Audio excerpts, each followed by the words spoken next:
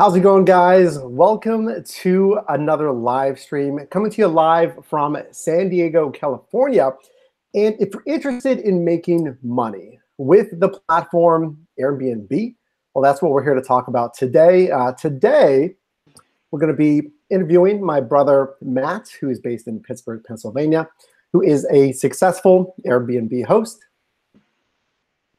Okay. And we're going to go over the top 5 things that he wished he knew before listing his private residence on Airbnb. So Matt, thanks for being here again. Yeah, no problem. Happy to be here, answer questions, help people out.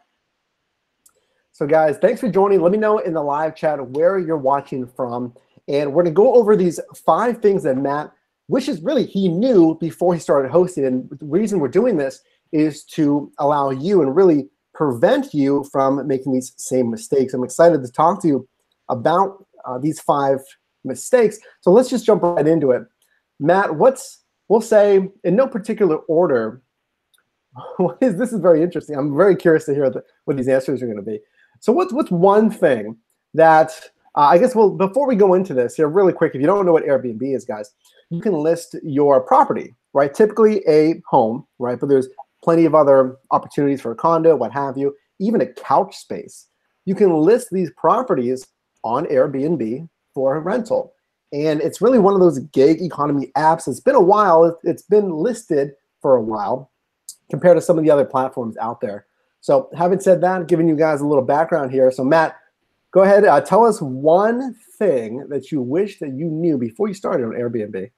Yeah, no problem. And I just want to say real quick, so I've been doing Airbnb for about 11, 12 months. I've made over $11,000. I've had over 150 guests, week after week. So my experience comes from that.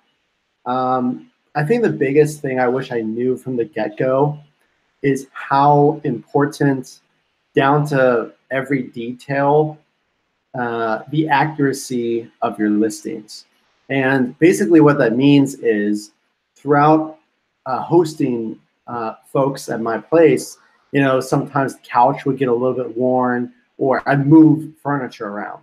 And updating the pictures kind of as those things happen, it sounds kind of like a no-brainer, but you also kind of get into a rhythm where you set it and forget it. You have your listing posted and you're happy with it. You spend a lot of time taking the perfect pictures, you list your property, and then you just kind of let it go. And then you get people, renting your space, and it's going great. But it causes a few little hiccups for me here and there, not often, when you don't update your pictures, or your pictures aren't as accurate as your home is, in its current shape. Yeah. Well, it's like, I kind of imagine, right, if you're renting a hotel room, or even just for this example, if I'm renting your Airbnb and I expect, I don't know, the fridge to look a certain way, the layout to look a certain way, that's what I'm expecting when I open the door. And if maybe something is showing some wear, right, some wear on your sofa, or I don't know, the fridge, yeah, whatever it may be, then that may, your guests may see it as almost like a gotcha moment, right? They're like, oh, this wasn't shown in the pictures. Now, conversely, Matt, if you get a new couch, or if you get the new fridge, or even the new TV, like you mentioned, I think accuracy is important, because obviously you want to highlight that, right? Right, yeah, 100%. So going back to that point about accuracy, wear and tear happens. Obviously, if you have like a major repair that needs done, you don't want misleading listings, right? But what we're saying is, for the normal wear and tear, it's helpful to list that. So you can imagine you're selling something, right, on eBay, or you're selling something on Craigslist or on Facebook. I mean, you want every little detail on that listing, so people know what to expect. So yeah, you're 100% right. But yeah, if you're making upgrades, if you're adding, if you stage a bedroom, so now you have more bedrooms or something like that, you open up, your couch space, you buy a new couch. Yeah, absolutely. You want to update those as well. Yeah. I think your guests would definitely appreciate accuracy.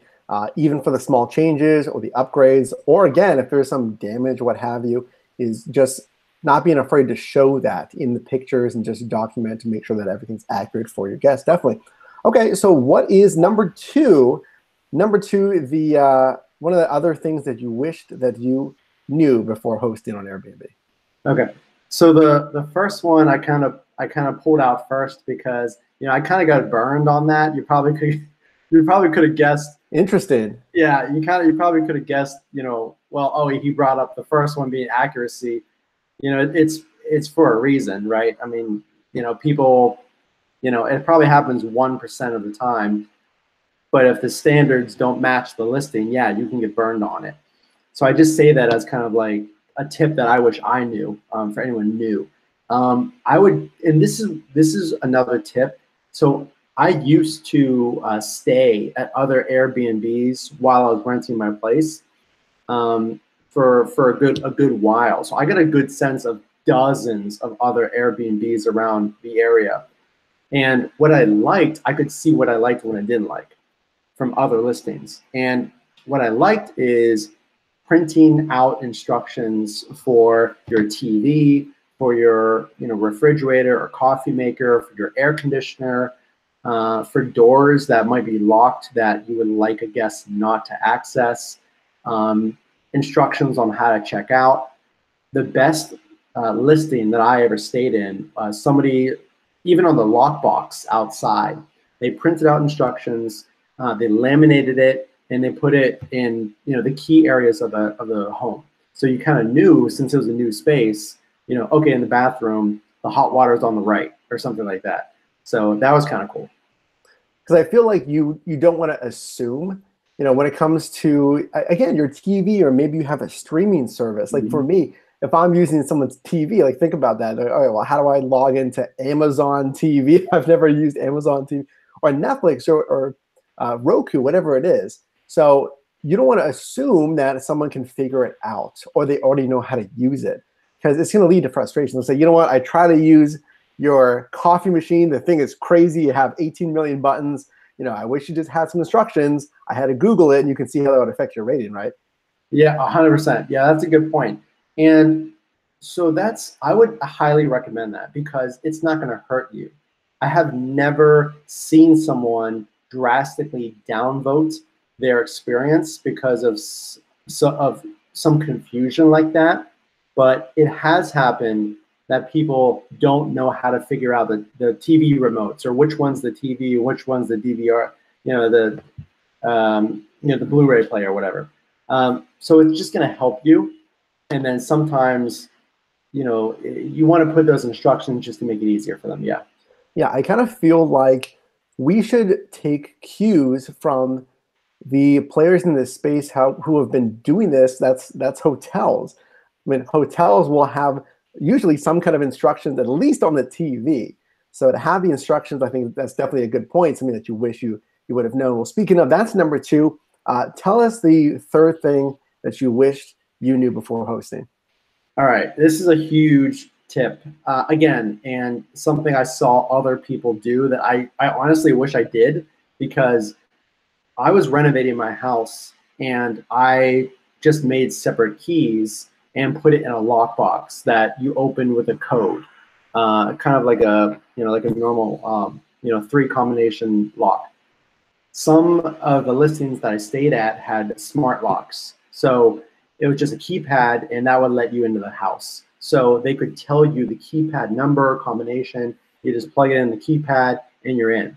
I think that's way better if you're renovating a property, if you're considering Airbnb.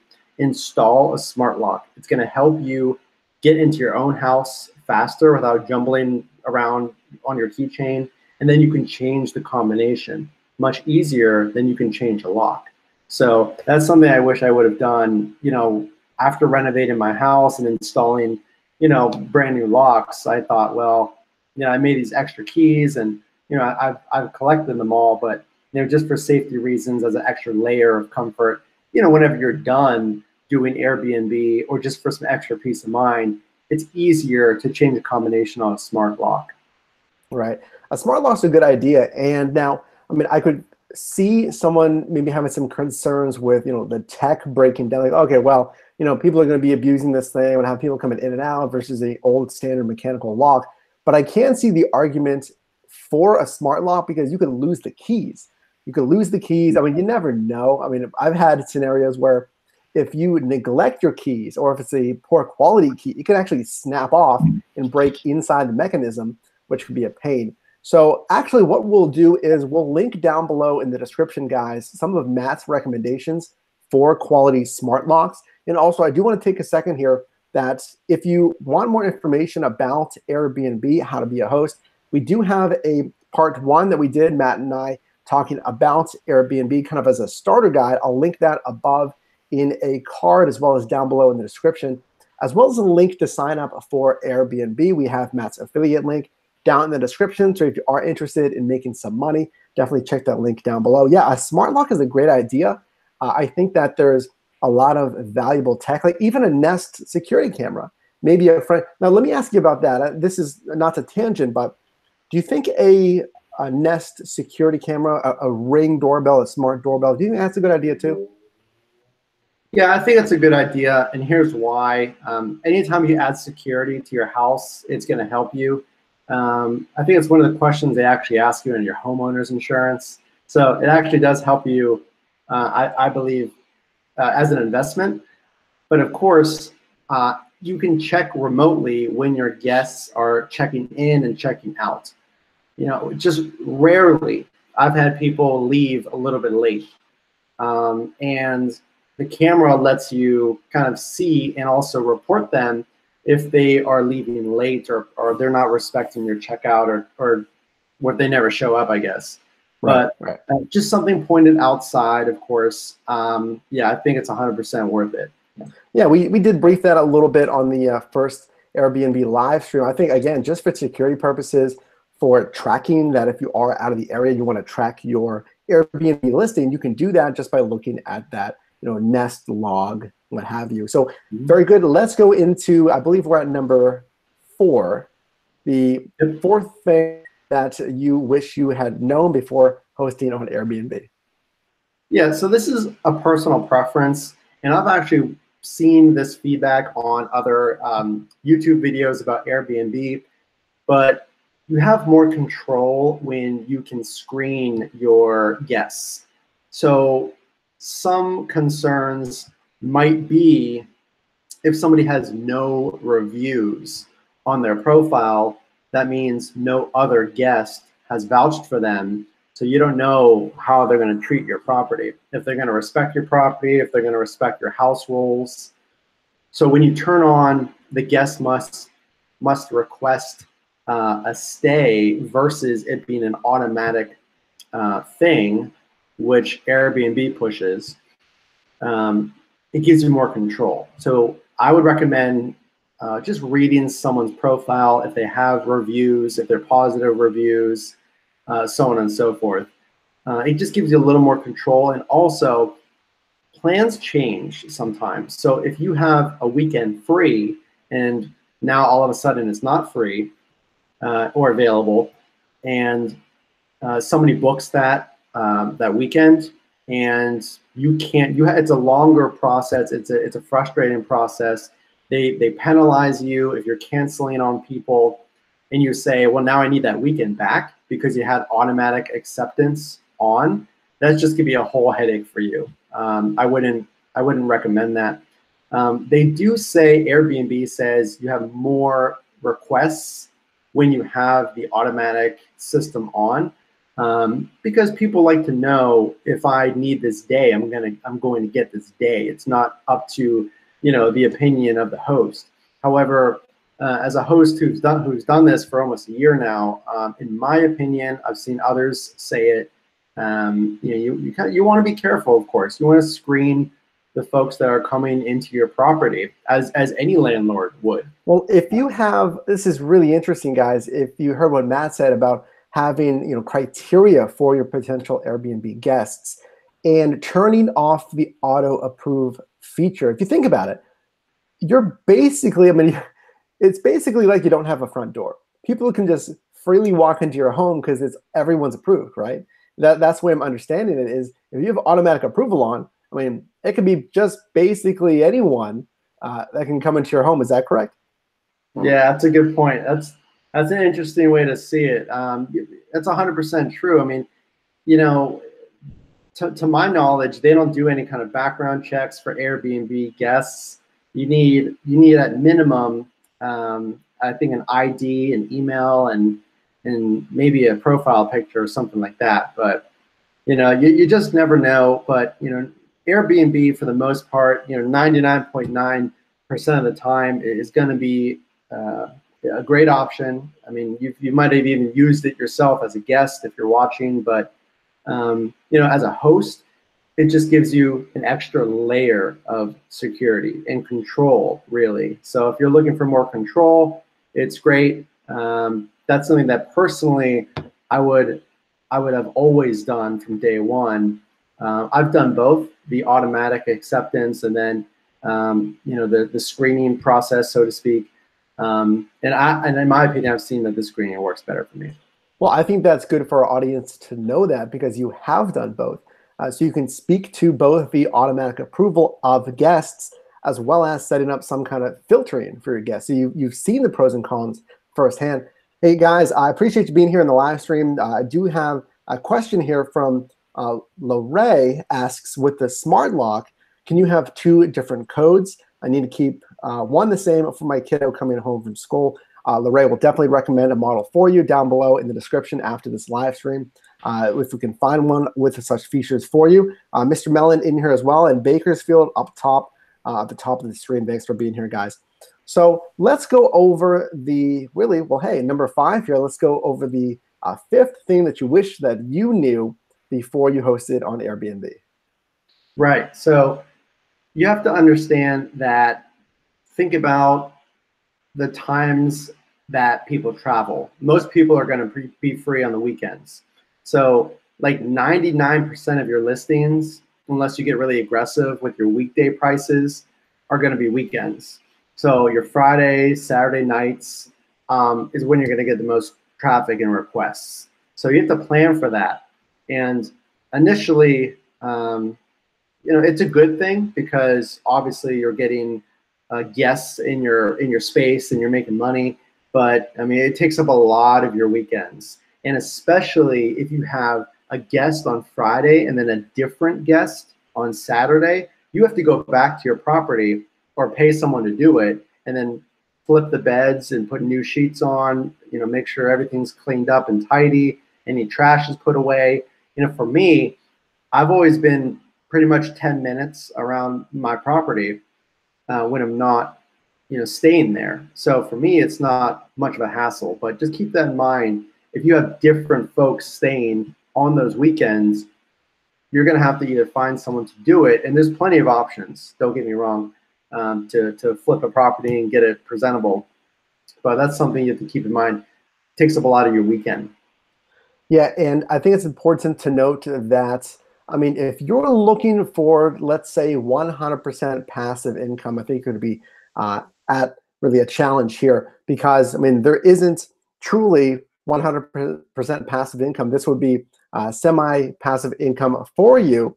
So we're going to go over some follow-up questions here, and we're going to just kind of touch on a few changes, that Matt's done from now to the past, right?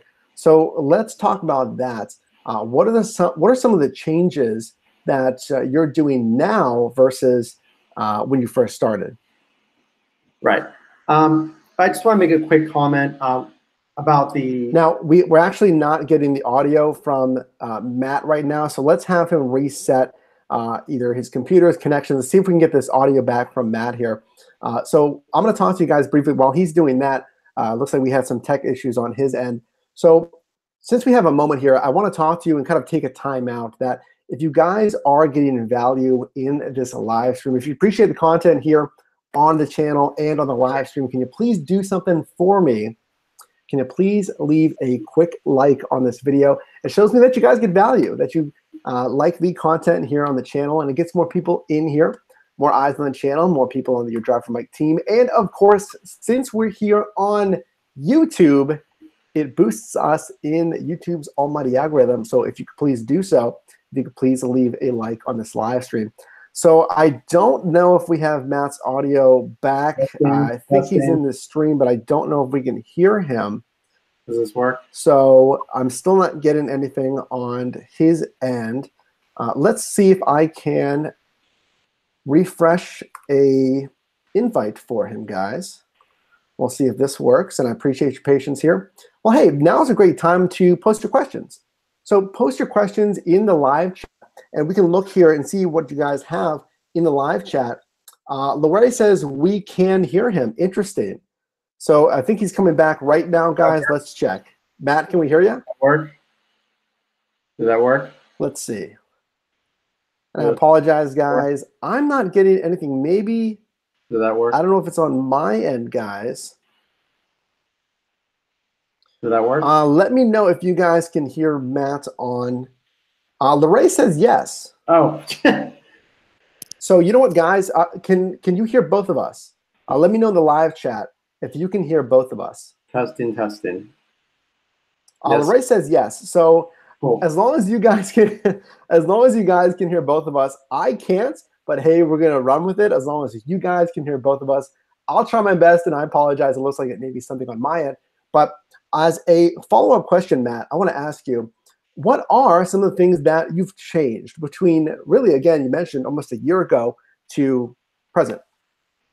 Sure. So some of the tips that I called out whenever you asked me the question, the smart lock. So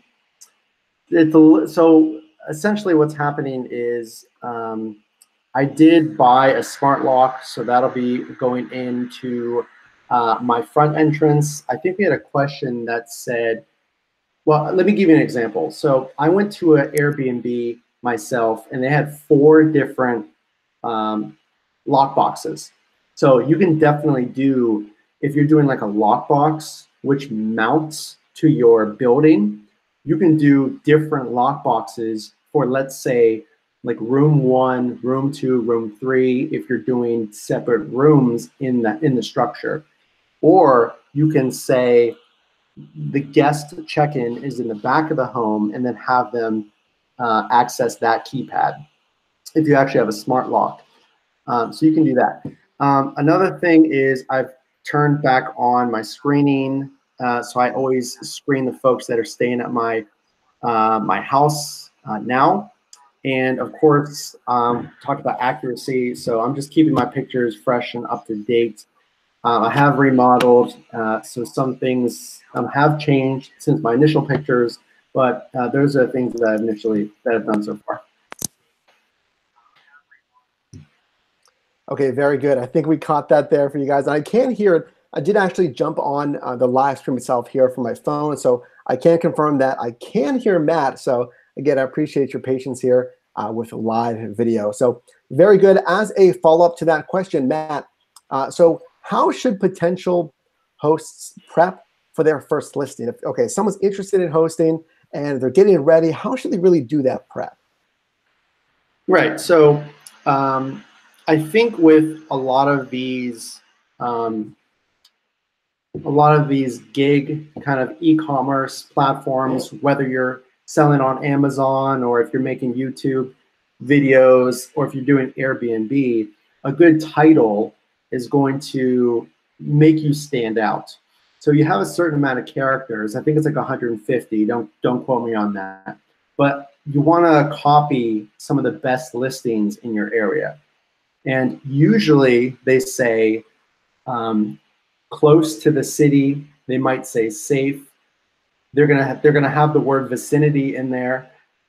Parks, renovated, modern, spacious, things like that. So look for those buzzwords in your town. So go on Airbnb, plug in your city, look up the top rated folks that are doing Airbnb, and then think about what applies to your listing, whether that's you're renting out the whole house or a part of the house, and make a smart title. And also definitely print out those instructions on how to use appliances, the TV, all of that. It's going to be a lifesaver, trust me. People have a ton of questions, and if you do that, it's going to save you a step. And finally, stock up on your bath towels and your pillows. Everybody needs one pillow per guest. And also, if you have a large group that's staying at your place, you might need like 6 towels all at one time. And like for me, it's like, think about this. If you have a group of 6 staying one night and then a different group staying the next night, that's also 5 or 6 people. Now you need 12 fresh towels. So that's what I mean when I say stock up on towels, because you're going to have to, like I said, change over everything. Stock up on your sheets, get them somewhere cheap or whatever you want to do with that. But you kind of, there's some challenges there when you get large groups back to back, things like that. And provided some power tips there, guys. Appreciate Matt being here and for the flexibility for everyone on the stream here. So I'm just going to roll into the next question here, especially with a little bit of an audio delay that we're having here. So tell me, Matt, when it comes to mistakes, because we want to prevent other hosts, we want to prevent our audience here watching the stream from repeating some of these the same mistakes. But I want to focus on what is your really biggest mistake when first starting hosting? Yeah, the biggest headache is somebody complaining to Airbnb and then you losing maybe some of the biggest revenue you could have had because of a popular weekend. Maybe it's New Year's Eve or a big football game or an event. Make sure your pictures are accurate. And I say this with a smile because one of my pieces of furniture, one of my couches in my living room got a lot of wear and tear. And then somebody complained about it to Airbnb, and then I lost a good chunk of money for that weekend. And it could be that simple. If the rule is, and you might not think it's a big deal, I certainly didn't, and I made that mistake because the way Airbnb's policy works is it must be 100% accurate to your pictures. That was a stupid mistake on my part, but that's why we're sharing this content, because I mean, I've been there and I can't change it, so you kind of have to just shrug your shoulders and learn from it. But at least you guys can watch this. Post good pictures, accurate pictures. I would recommend do your screening, but you don't have to be too particular. Most folks are very respectful, and just try it out. Well, hey, I mean, you're being transparent and you're providing really some, I guess, secrets, some tools of the trade here. We appreciate you being transparent from that feedback that you got, and really the lost revenue that you mentioned there. So we do appreciate you sharing that and being transparent. And that's why we want you guys to get the maximum amount of value from these live streams, because we're bringing you things that you may not have even thought about. Or maybe you take a picture of that couch and it looks fine, but over your listings, we talked about accuracy in the top of the stream. It does get that wear and tear, like Matt mentioned, and maybe you don't update those pictures because you know it looks a little bit more worn out, right? I can understand that, but we don't want you to lose out on revenue, so I appreciate you sharing that, Matt. Really just one more follow-up for you, and then we'll take any questions from you guys. Actually, feel free to post any questions right now in the live chat, or if you're watching this in the rebroadcast, definitely let us know it down in the comments. But what's the number one thing that new hosts should know that would affect their earnings? I think that's big. That's really important. Right. So here's something so like I said, I stayed in probably like dozens of Airbnb locations. So I observed, in addition to my own practice, kind of the best practices, if you will, of hosts that are out there. You're not always going to agree with someone's design taste, but you will always notice when a place is messy, okay? So I've stayed some places where they had some off-the-wall art on the walls, or it was a little quirky and things like that, which is fine, but the places that stuck out in my mind as places I really didn't want to, I wouldn't want to stay more than one night, are the places that are cluttered, that are dirty, things like that. Because you want to be respectful to people as guests. So, just tidy up a little bit. It doesn't have to be immaculate, but, just do your due diligence, clean up the trash, and make sure everything's thrown away that needs to be. Don't leave dirty dishes out, things like that. Seems like common sense, but, if you have a storage room where you just kind of throw all of your junk, just don't give access to your guest that particular room. Just mention that it's a storage room. My point is, you just want to make sure that your spaces, your living room, your community spaces are free of clutter so they can easily use them. We made some good points there as far as the clutter. I think clutter and mess, again, it comes down to making sure that you don't overlook things. I feel like you need to remember that while you are providing your home and your property as a listing for Airbnb, and let's say you don't even, guys, you don't have to list the whole home or your whole property. You could literally do the den space, or you could do the extra bedroom, right? But let's not ignore that you're going to have guests in your house. So you should clean up. You shouldn't have clutter around. What would you wouldn't go into a Holiday Inn and you wouldn't see clutter on the ground or trash on the ground there. So I think that's a really good point that Matt mentioned here. So with that, guys, those are 5 big things that we just went over that Matt really wished that he knew before he hosted on Airbnb. I want to take your questions. We do have a question here in the live chat from Lorraine, and we did actually talk about this. If you guys want more detail in this specifically, make sure to check the episode 1 of that Airbnb live stream. But Lorraine asks, Matt, do you ever have trouble with someone not checking out on time? And how do you ensure that you have enough time to flip the house for the next guest? I imagine, maybe if you have a scenario where they rented on a Friday and you have someone on Saturday, but if they leave late on that Saturday morning, I'm guessing, like, how do you ensure you have time to flip it, what have you? Yeah, that's a great question, because whenever you ask questions, I just have fond memories of situations. And yeah, I had that happen. And so I understand that sometimes people are traveling to a new city to celebrate something, and they might need to sleep in a little bit because they had a night of partying or what have you. So I had some folks that stayed at least an hour past when they're supposed to be gone. So I called, I have an audio feature on my webcam that points outside of the home. So I was calling through that and no one was answering.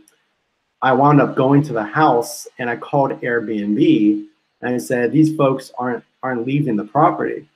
And their policy is that, and I would definitely double check this because I've only experienced it one time, which is probably a good sign because I've had a year's worth of reservations. But they're not considered overstay guests until it's been 36 hours. So, but this is an interesting thing.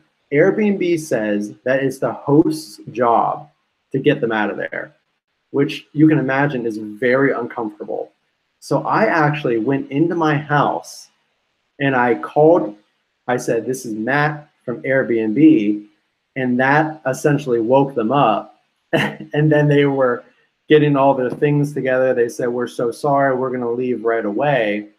But it was one of my, I would not recommend that guest. They were not respectful because they stayed longer than they should. But yes, it has happened. I will tell you, it's extremely rare. Sometimes people might ask you, well, can I have a late checkout? And that's fine. Did that affect the person after them? Yeah, I lost that listing. I lost that person because they actually wound up, they left. I didn't have time to flip the home. So that is a concern. It does happen. But again, that was the only time it happened. It's very rare. It does happen. Well, I appreciate you sharing that, Matt. And there's kind of there's a risk, and I don't know if we would maybe call that a horror story, but it's certainly a story that Matt remembers, and wouldn't recommend those guests, like you said. It's really a poor guest, pretty obviously, or at the very least, irresponsible for not checking out on time. Now, hey guys, I mean, I don't know if you've ever stayed at a hotel, and if you're not out in time, those the maids, what have you, they'll be pounding on your door, and obviously, if they need to boot you out of there, they have keys. They can come in that room and say, hey, you need to go, and or they could, charge you for another day here. So, I mean, Matt told us that he lost out on that next day's revenue. So, to Lorraine's question here is, I mean, that's part of the risk, unfortunately.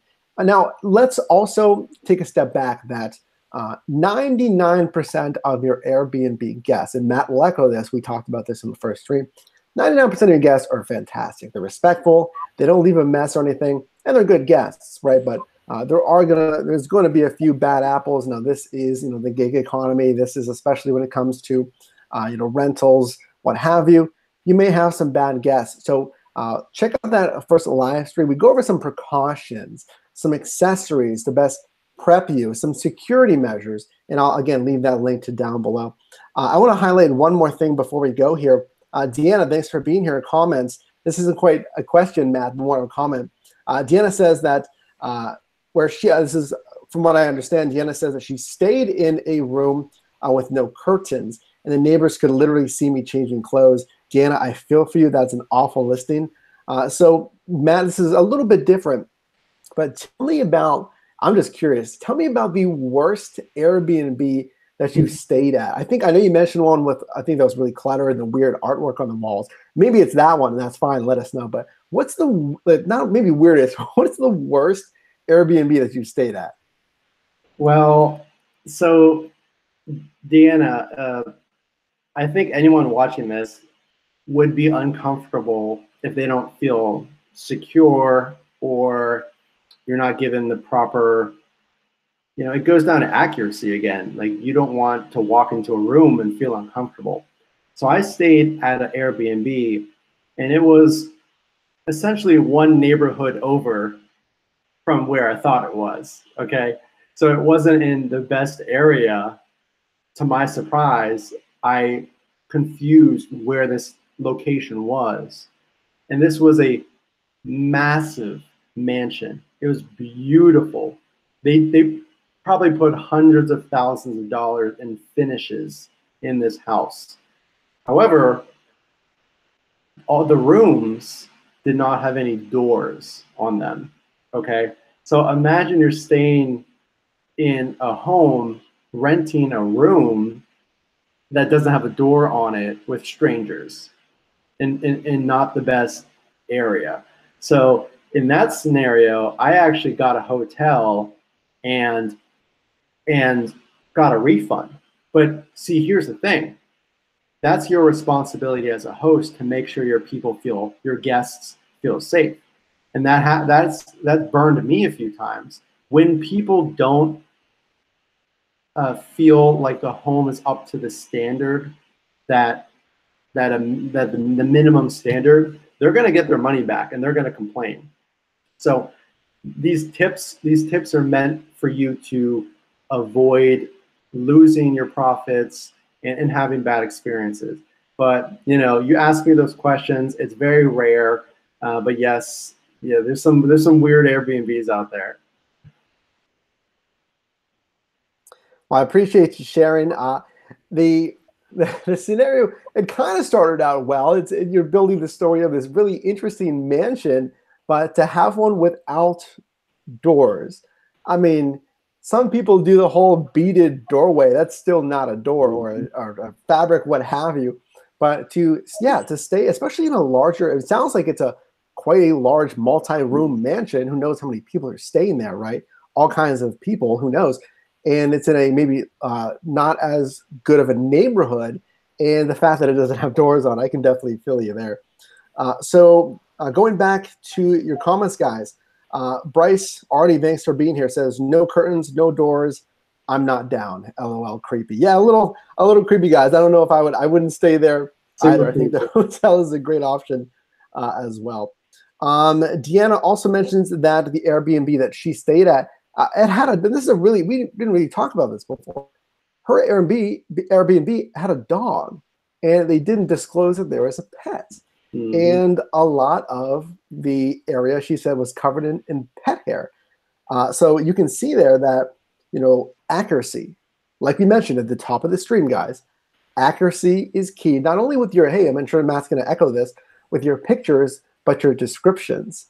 So again, post any last questions down here in the live chat, or if you're watching it in rebroadcast, of course, post that in the comment section. And guys, before you go, and we're going to ask Matt any final comments here, but before you go, can you please leave a like on this live stream? It shows me that you get value in these live streams. And hey, the more likes that I see in there, that's Matt and I, we know that you'd like to see more info about Airbnb. That also gets more eyes on the channel, more people on the Your Driver Mike team.